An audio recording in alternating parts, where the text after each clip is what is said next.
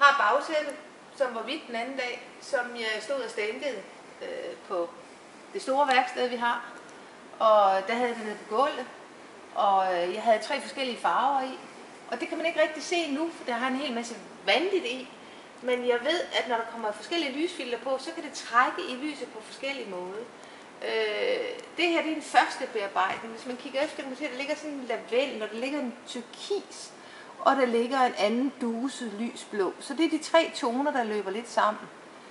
Og så har jeg selvfølgelig noget med, at jeg skal have rent praktisk, jeg skal have samlet overgangene, fordi der er 3 tæpper, der er sat sammen.